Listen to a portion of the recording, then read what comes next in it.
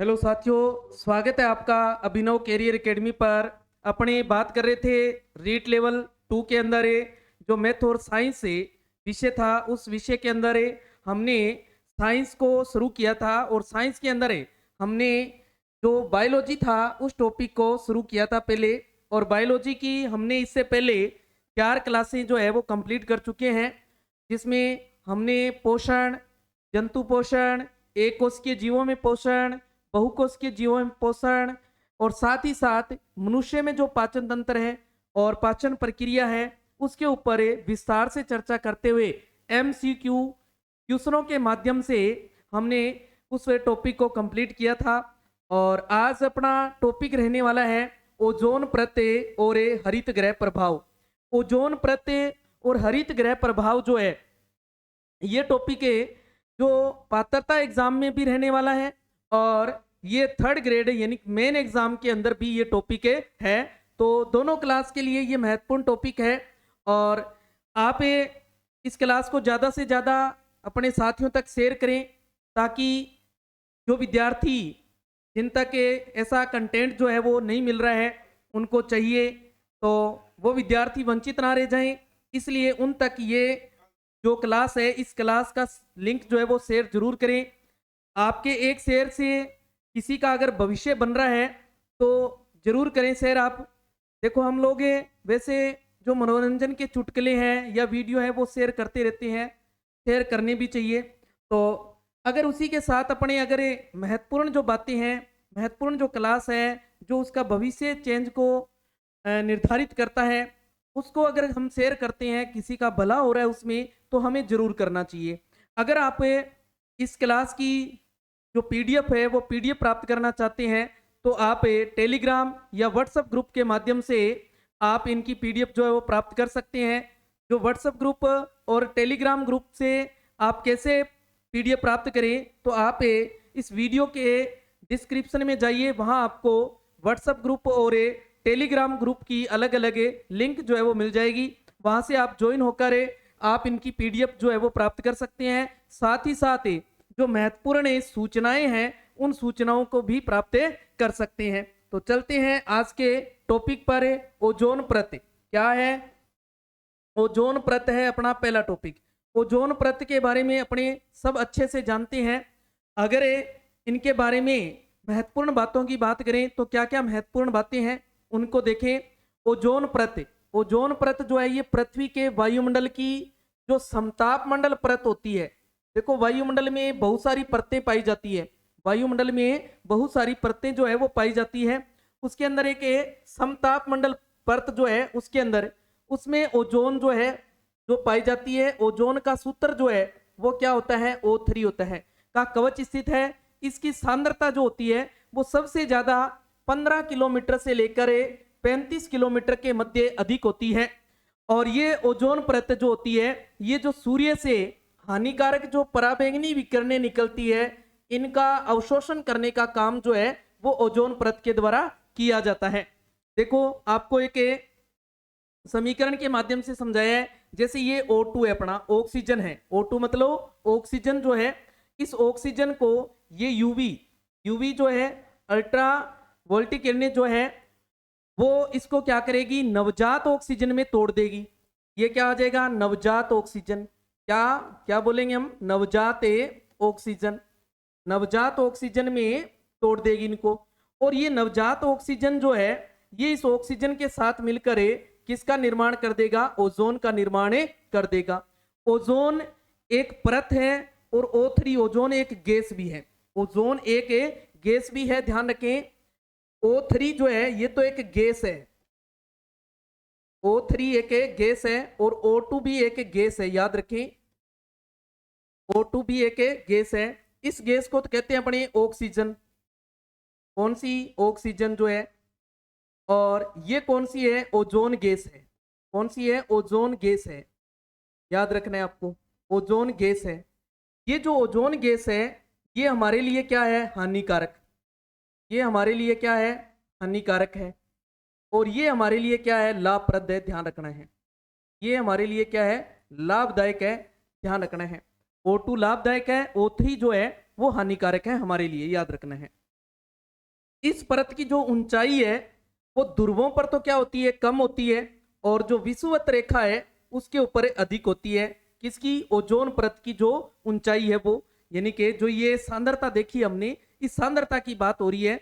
ये सांद्रता जो है, ये जो ध्रुव है अपने पृथ्वी के, वहां तो क्या है, अधिक है, और जो विषुवत रेखा है वहां पर ये अधिक होती है और ध्रुवों पर ये कम होती है। सॉरी, समताप मंडल में वर्ष 1980 से जो हमारी प्राण रक्षक है ओजोन परत जो है ये पतली होती जा रही है। 1980 से, कब से हो रही है? 1980 से हो रही है, याद रखना है। ओजोन की जो पतली परत है इसको ओजोन छिद्र के नाम से भी जाना जाता है। किस नाम से? ओजोन छिद्र के नाम से भी जाना जाता है। जो फ्रियोन है ये सबसे अधिक घातक है। क्या है? घातक क्लोरोफ्लोरोकार्बन होता है। फ्रियोन जो होता है ये सबसे घातक है, क्लोरोफ्लोरोकार्बन है। ओके, याद रखना है। नेक्स्ट बात करते हैं सर्दियों के महीनों में। सर्दियों के महीनों में या सर्दी के महीनों में वायुमंडलीय जो क्लोरीन गैस होती है, कौन सी? क्लोरीन गैस, ये इकट्ठा होने के कारण जो अंटार्कटिका महाद्वीप है, कौन सा? अंटार्कटिका महाद्वीप है, वहां पर ओजोन परत जो है वो बिल्कुल छिद्रित होती गई है और होती जा रही है। और जो पहला जो ओजोन परत के अंदर जो छिद्र देखा गया 1980 में, वो वहीं से देखा गया था, अंटार्कटिका से। कहां से देखा गया था? अंटार्कटिका से देखा गया था। जो किरणें हैं, इन किरणों के द्वारा जो ओजोन है ये जो विघटित होकर क्लोरीन जो है, जो क्लोरीन है ये विघटित होकर क्लोरीन आयन बना लेती है। क्या बना लेती है? क्लोरीन आयन जो है वो बना लेती है, जो O3 से क्रिया करके क्या कर देता है? इसे खत्म कर देता है। क्या कर देता है? खत्म कर देता है। देखो यहाँ CF क्या लिया हमने? CF2 और Cl2 लिया। देखो तो यहाँ क्या बन गया? Cl plus CF2Cl। और यहाँ अगर अपने Cl की अभिक्रिया किसके साथ करवा दी? ऑक्सीजन के साथ, तो क्या बन गया? क्लोरीन ऑक्साइड बन गया। और अगर क्लोरीन ऑक्साइड की अभिक्रिया करवाएंगे तो यहाँ देखो क्लोरीन क्या हो जाएगा? अलग हो जाएगा।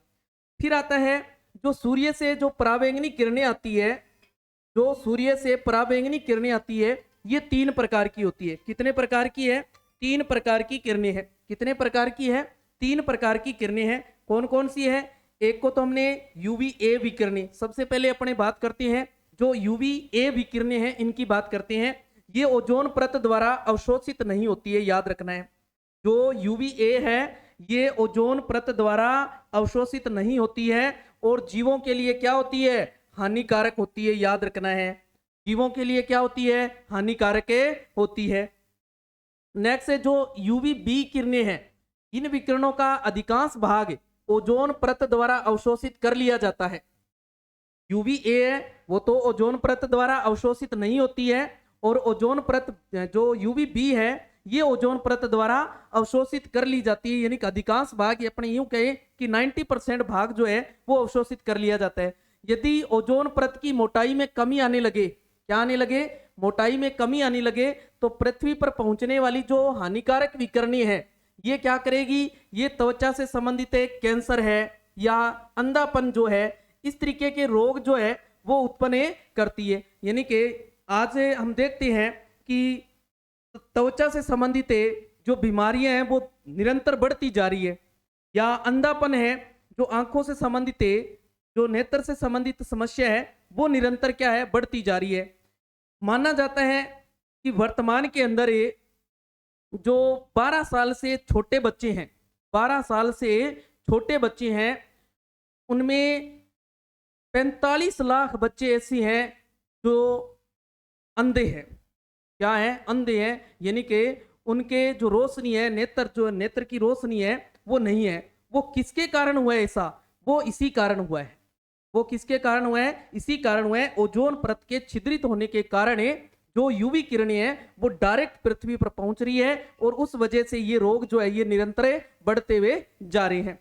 आज एक चीज देखें यहाँ पे, जो त्वचा कैंसर की अगर बात करें तो पहले त्वचा कैंसर जो है वो कैंसर शब्द जो है नाम लेते थे ना तो उसको गलत मानते थे कि तूने नाम ले लिया, गलत है, थूक के कहते थे। अपने दादा परदादा से इस बात की चर्चा करके देखें, ऐसा सुना है हमने, है ना।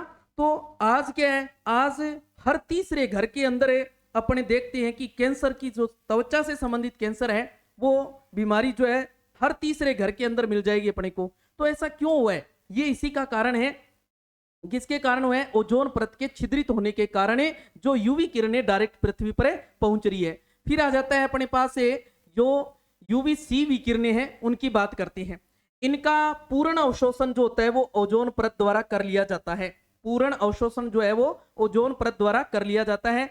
ओजोन परत 280 से 315 नैनोमीटर 280 से 315 नैनोमीटर तरंग दैर्ध्य वाली परावैंगनी जो विकिरणें हैं उनको धरती पर आने से क्या करता है? ये रोकती है।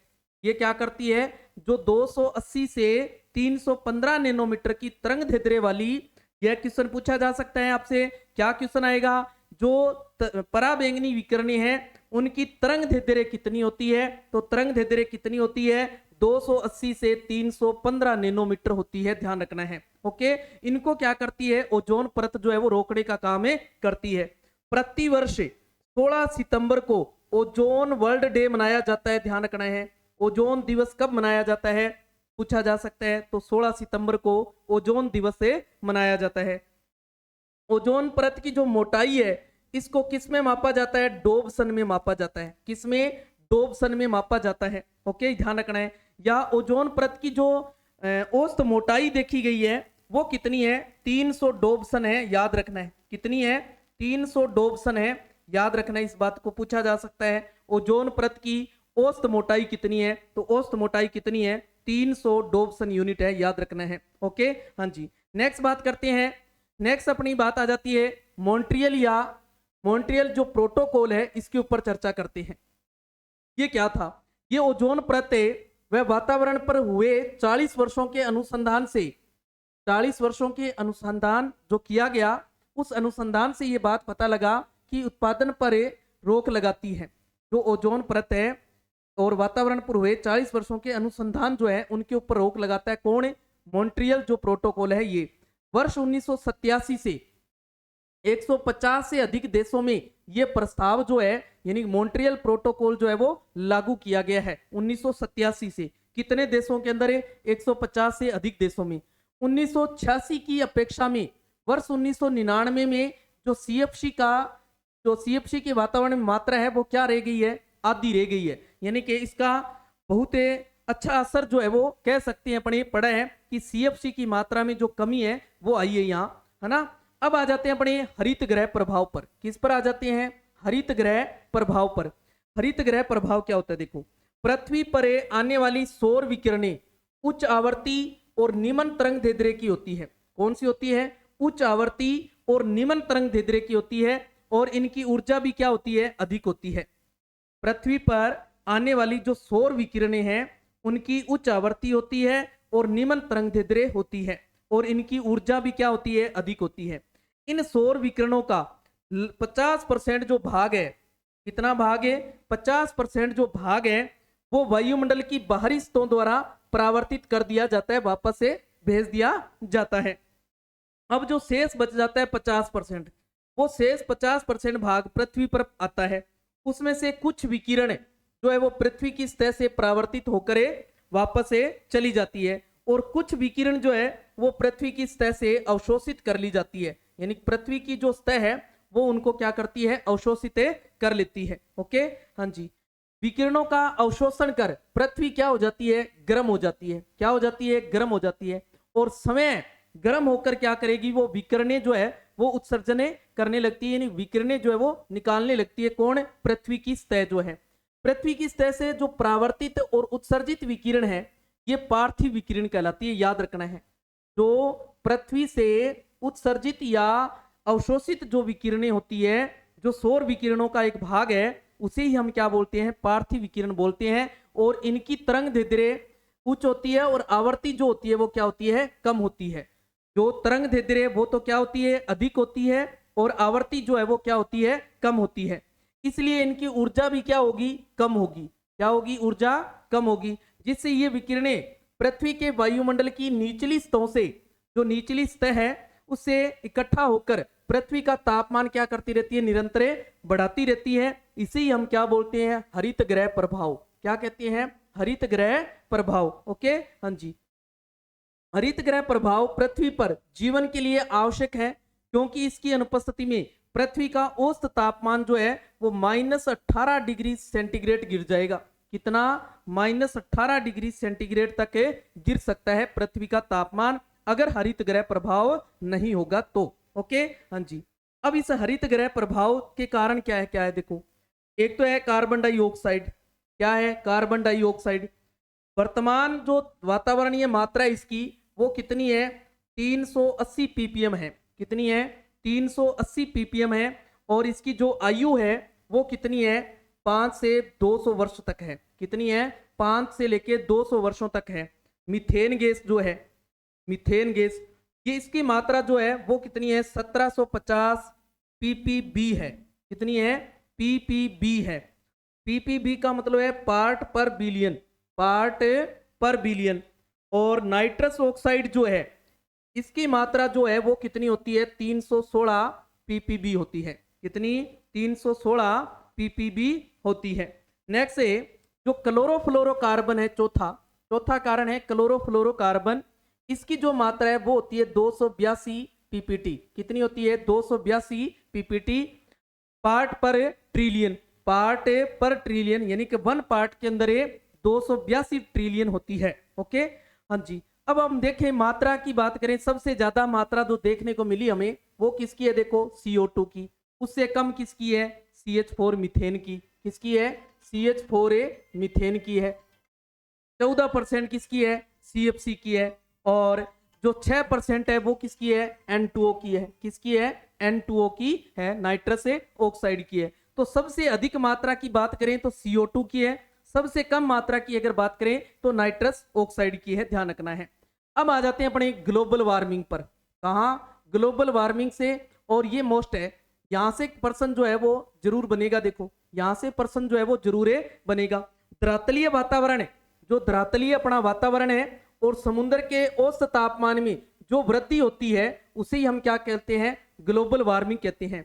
जो धरातलीय वातावरण है और जो समुद्र है उसके औसत तापमान में जो वृद्धि दिखाई देती है वही क्या होती है? ग्लोबल वार्मिंग होती है। जिससे निपटने हेतु 1997-98 में संयुक्त राष्ट्र के सदस्य देशों ने एक प्रोटोकॉल लागू किया था। उस प्रोटोकॉल का नाम है क्योटो प्रोटोकॉल। क्या नाम है? Kyoto protocol.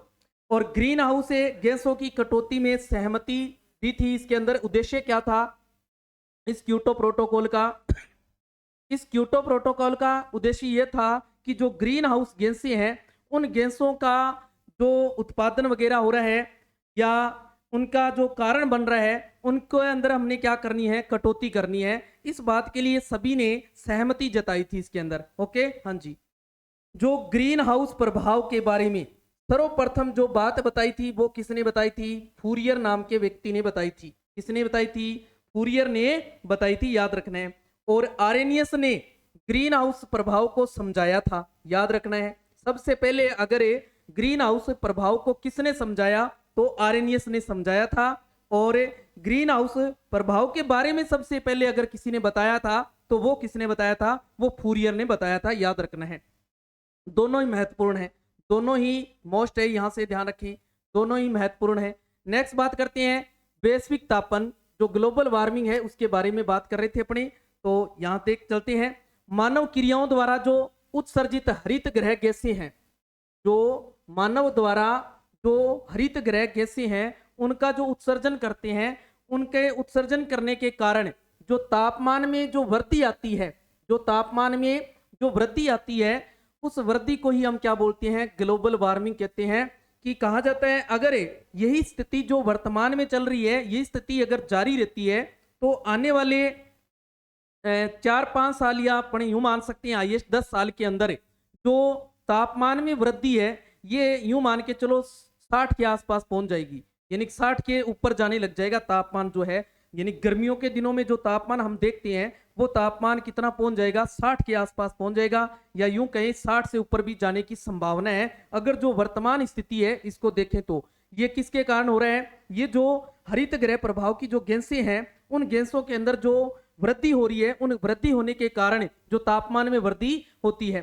धरती का तापमान पिछले 3 दशकों में 0.6 डिग्री सेल्सियस बढ़ गया है। पिछले 3 दशकों के अंदर कितनी वृद्धि हो गई है? 0.6 डिग्री सेल्सियस जो है वो बढ़ गया है, जिससे संघनन की क्रियाएं जो है वो क्या हो रही है? प्रभावित हो रही है। क्या हो रही है? संघनन की क्रियाएं जो है वो क्या हो रही है? प्रभावित हो रही है। या इसी के साथ साथ धरती सूर्य की विकिरणों से ऊष्मा प्राप्त करती है और ये किरणें वायुमंडल से गुजरती हुई धरती की सतह से टकराकर क्या होती है? परावर्तित हो जाती है। धरती का वायुमंडल कई गैसों से मिलकर बना होता है, अपने अच्छे से जानते हैं। इसमें बहुत सारी गैसें जो है इस अपने वायुमंडल के अंदर पाई जाती है। उनमें से कुछ क्या गैसें हैं? ग्रीन हाउस गैसें कहलाती है। उनमें से कुछ गैसें ऐसी है जो ग्रीन हाउस गैसें कहलाती है, जो धरती के ऊपर एक प्राकृतिक आवरण बना लेती है। क्या बना लेती है? एक प्राकृतिक आवरण बना लेती है, और यह आवरण परावर्तित जो किरणों है उनका एक हिस्से को रोक लेती है। जो परावर्तित विकिरणें हैं, जो परावर्तित होकर वापस वायुमंडल में जानी चाहिए, उनको क्या करती है? ये रोक लेती है, और रोकने के कारण वापस वो किरणें जो है वो वापस पृथ्वी की ओर आती है, और पृथ्वी की सतह उनको क्या कर लेती है? ऑब्जर्व कर लेती है, यानी कि अवशोषण कर लेती है, जिससे वातावरण क्या हो रहा है? गर्म होता जा रहा है। जिससे वातावरण क्या होता जा रहा है? गर्म होता जा रहा है। नेक्स्ट है, वैज्ञानिकों के अनुसार अगर ग्रीन हाउस गैसों की बढ़ोतरी होने पर यह आवरण और भी अगर मोटा होता जाता है, तो जिससे अधिक किरणों को क्या करेगा? ये रोक लेगा, और तापमान में जो वृद्धि है वो निरंतर क्या होती जाएगी? बढ़ती जाएगी। यानी कि अगर जो परावर्तित विकिरणें हैं पृथ्वी के ऊपर, हमने पीछे देखा, देखो भी ये पृथ्वी के ऊपर कोई सौर विकिरणें आ रही है। क्या आ रही है? सौर विकिरणें जो है वो आ रही है। कौन सी विकिरणें? सौर विकिरणें आ रही है। विकिरणें है ना, ये जो सौर विकिरणें आ रही है, इनका जो 50% भाग है वो इस वायुमंडल के द्वारा अवशोषित कर लिया जाता है, यानी परावर्तित कर दिया जाता है। वायुमंडल द्वारा क्या कर दिया जाता है? परावर्तित कर दिया जाता है, यानी वापस भेज दिया जाता है। और उस 50% जो बाकी बच गया, वो 50% इस पृथ्वी की सतह तक आता है। उसमें से भी कुछ भाग यूं मान के चलें कि लगभग 36% भाग जो है वो वापस परावर्तित होकर वापस चला जाता है। लगभग 14% जो भाग है वो पृथ्वी की सतह जो है वो क्या करती है? ऑब्जर्व करती है, अवशोषित करती है। अगर ये जो परावर्तित होकर ये जो 36% भाग वापस जा रहा है, इसको रोकने का काम कौन कर रहा है? इनको रोकने का काम कर रहा है ग्रीन हाउस की जो गैसें हैं वो रोकने का काम कर रही है, जिससे ये रोक लेगी। यहाँ एक क्या बन जाएगी? एक परत बन जाएगी, एक आवरण बन जाएगा। और जैसे ही वो आवरण बनेगा तो उस आवरण से धीरे धीरे ये आवरण मोटा होता जाएगा, और मोटा होने के कारण जो ये 36% जो विकिरणें हैं ये ऊपर जानी चाहिए थी वापस से, ये वहां न जाकर ये इस पृथ्वी की सतह द्वारा क्या कर ली जाएगी? अवशोषित कर ली जाएगी। और जैसे ही अवशोषित करेगी तो यह जो पृथ्वी का तापमान है वो निरंतर क्या हो जाएगा? बढ़ता जाएगा, यानी और ज्यादा वृद्धि हो जाएगी। इसके अंदर क्या हो जाएगी? और ज्यादा वृद्धि हो जाएगी। तो ध्यान रखना है। तो इसी के अंदर ये वृद्धि होने का कारण क्या है? कारण आपको ध्यान रखना है। नेक्स्ट है जो ग्लोबल वार्मिंग है, तो सही कर लेना, ग्लोबल वार्मिंग है। यहाँ क्या है? Global warming. Global warming, global warming के कारण क्या क्या है? तो कारण की बात करें, एक तो समुद्र तल में वृद्धि हो रही है। क्या हो रही है? समुद्र तल में वृद्धि हो रही है। समुद्र तल में क्यों वृद्धि हो रही है? समुद्र तल में क्यों वृद्धि हो रही है? इसका कारण क्या? देखो, इसका कारण यह है कि तापमान बढ़ रहा है। क्या हो रहा है? तापमान बढ़ रहा है।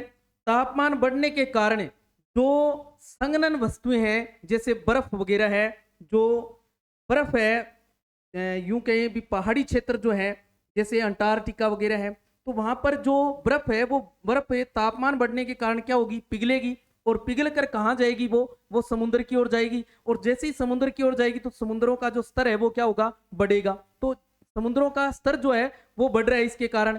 दूसरा, वर्षा के प्रारूप में भी परिवर्तन हो रहे हैं। यानी कि पहले वर्षा कहते थे कि आप अपने दादा परदादा से पूछ के देखें कि एक वर्षा का अनुमान लगा लिया जाता था कि इस वर्ष कितनी वर्षा होने वाली है और कितनी नहीं होने वाली है। उस आधार पर भी वो क्या करते थे? फसलों की जो बुआई है वो उसी आधार पर करते थे कि भी कौन सी फसल हमें बोनी चाहिए और कौन सी नहीं बोनी चाहिए और कब बोनी चाहिए। ये बात उन पहले ही पता लगा लेते थे। लेकिन आजकल वर्तमान में कोई पता नहीं लगाया जा सकता। क्यों नहीं लगाया जा सकता? क्योंकि जैसे अभी देखें, बाहर आसमान आपको साफ दिखाई देगा, कुछ समय बाद ऐसा हो सकता है, यानी कि ये फाइनल नहीं है कि ऐसा होगा, कि आप मान लो कि ऐसा ही होगा, कि हो सकता है कुछ देर बाद बादल बन जाए और बादल बनकर क्या हो जाए, बारिश होने लग जाए।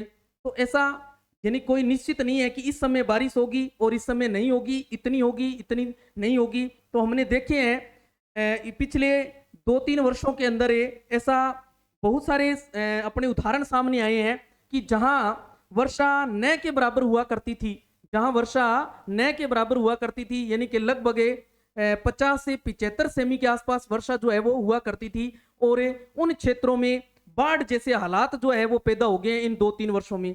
इसका कारण क्या है? इसका कारण है ग्लोबल वार्मिंग है। क्या कारण है? ग्लोबल वार्मिंग है।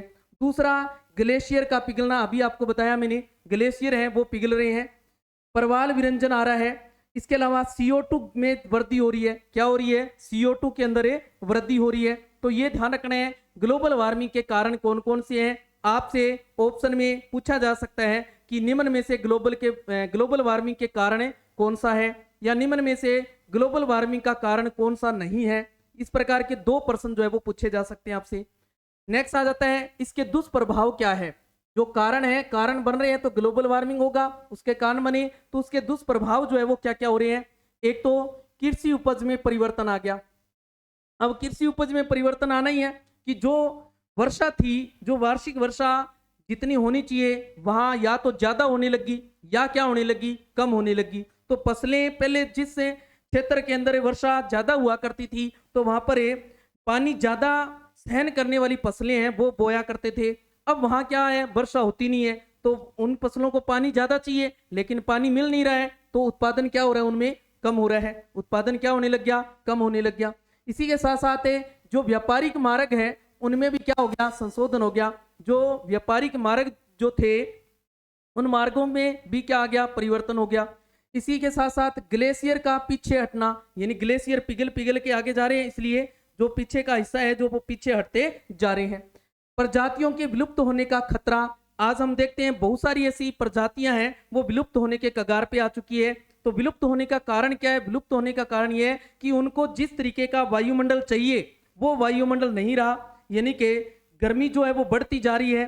जो ऐसे जीव जंतु जो न तो ज्यादा ठंड के अंदर रह सकते हैं और न ही ज्यादा गर्मी के अंदर रह सकते हैं या सहन नहीं कर सकते हैं, तो वो जीव अगर गर्मी बढ़ रही है तो वो जीव क्या होंगे, वो मरते जाएंगे, खत्म होते जाएंगे। तो वो क्या हो रहे हैं, धीरे धीरे खत्म हो रहे हैं। ओके, हाँ जी। नेक्स्ट बात करते हैं अपने, लास्ट है ई नीनो प्रभाव क्या है। ई नीनो प्रभाव से भी प्रश्न पूछा गया है। ये ज्यादा महत्वपूर्ण नहीं है लेकिन ई नीनो से प्रश्न कई बार पूछ लिया जाता है। ये जो मेन एग्जाम है, मेन एग्जाम के अंदर इसमें से प्रश्न आने की संभावना अधिक है, ध्यान रखें। ई नीनो पूर्वी प्रशांत महासागर की सतह के तापमान में अत्यधिक जो वृद्धि होती है उसे ही ई नीनो कहा गया है। किसके अंदर है? जो प्रशांत महासागर है अपना, उसका जो पूर्वी भाग है, उस पूर्वी भाग का जो सतह है उस सतह के अंदर जो तापमान में वृद्धि आ रही है उस वृद्धि को कहा गया है ई नीनो प्रभाव। क्या कहा गया है? ई नीनो प्रभाव। और इस दौरान गर्म पानी का प्रवाह पूर्व की ओर होता है, यानी कि जो पूर्वी प्रशांत महासागर है तो जो ये गर्म प्रवाह है वो कहाँ होगा? पूर्व की ओर। कहाँ होगा? पूर्व की ओर। जिससे जलीय जंतु जो है, जो जलीय जंतु है उनका रंग और जीवन जो है वो दोनों ही क्या हो रहे हैं? प्रभावित हो रहे हैं। रंग और जीवन दोनों ही क्या हो रहे हैं? प्रभावित हो रहे हैं। या तो उनका रंग जो है वो बदल रहा है या फिर उनका जीवन ही खत्म हो रहा है, यानी जीवन जो है वो खतरे के घंटी जो है वो बज रही है। अभी हाँ अपना टाइम हो गया है जी, चलो, है ना। हाँ जी। नेक्स्ट आ जाता है गंगोत्री हिमखंडन है। गंगोत्री जो है, जो गंगोत्री के अंदर हिम जो है वो छोटे छोटे टुकड़ों में खंडित होना शुरू हो गया है। इसके अलावा ग्लोबल वार्मिंग के प्रभाव से भी पिघल रहा है। क्या है? ग्लोबल वार्मिंग के जो प्रभाव है उसके कारण कौन पिघल रहा है? जो गंगोत्री हिमखंडन है वो पिघल रहे हैं। क्योटो प्रोटोकॉल के बारे में हमने पीछे चर्चा की। एक क्योटो प्रोटोकॉल है तो उसके बारे में 2 लाइनें देख लें। क्योटो प्रोटोकॉल जो है ये अंतर्राष्ट्रीय संधि है। पहली बात तो कौन सी संधि है? अंतर्राष्ट्रीय संधि है।